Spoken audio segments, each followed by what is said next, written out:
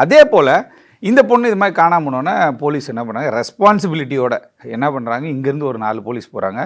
போயிட்டு அங்கே நேராக குடியாத்தத்தில் இறங்குறாங்க. 17th 18th ஈவினிங் போல் போய் ரீச் ஆகிட்டு ஆராய்ச்சி பண்ணுறாங்க. இந்த நம்பர் எங்கே இருக்குது, இந்த அட்ரஸ் எங்கே இருக்குது, கேவி குப்பம், இந்த நாகல் ஆலத்தூர் அப்படின்ற ஒரு வில்லேஜ் வந்து ஒரு ஸ்கெட்ச் ஒன்று போட்டு ஸ்ட்ரெயிட்டாக உள்ளே போகிறாங்க. உள்ளே போய் பார்க்கும்போது ஹேமந்த் ராஜ்னு ஒரு கேரக்டர் அங்கே இருக்கான். அந்த ஹேமந்த் ராஜை பிடிக்கிறாங்க. எப்போ இந்த நம்பர்லேருந்து எதுக்கு உனக்கு ஃபோன் வந்துச்சு அப்படின்னு சொல்லி கேட்குறாங்க. சார் எனக்கு தெரியல சார் அப்படின்ற மாதிரி அவன் ஒரு மலுப்பலான பதிலில் சொல்கிறான். சரி வாராஜா அப்படின்னு சொல்லி உடனே வந்து குடியாத்தம் டவுன் காவல் நிலையத்துக்கு கூட்டு போகிறாங்க. காவல்துறை கூட்டு போய் அவங்க பாணியில் ஒரு 1/2 hour விடுவாங்க இல்லையா, சொல்லுப்பா அப்படின்னு சொல்லி டீ வாங்கி கொடுங்க, காஃபி வாங்கி கொடுங்க, என்னடா தம்பி ஆச்சு அப்படின்னு சொல்லி அப்படியே ஆரம்பிப்பாங்கல்ல விசாரணையை. அப்படியே ஆரம்பிக்கும் பொழுது இவன் டக்குன்னு என்ன பண்ணுறான், மாற்றி சொல்லும்போது போலீஸ் அவங்களுடைய பாணியில் விசாரணைக்கு எடுக்கிறாங்க. எடுத்துகிட்ட பிறகு தான் அவன் என்ன சொல்கிறான்னு கேட்டால், இந்த பொண்ணு தீபா வந்துட்டு சென்னையில் நான் ஒரு தனியார் நிறுவனத்தில் வேலை செய்யும் போது எனக்கு பழக்கம் ஏற்பட்டுச்சு.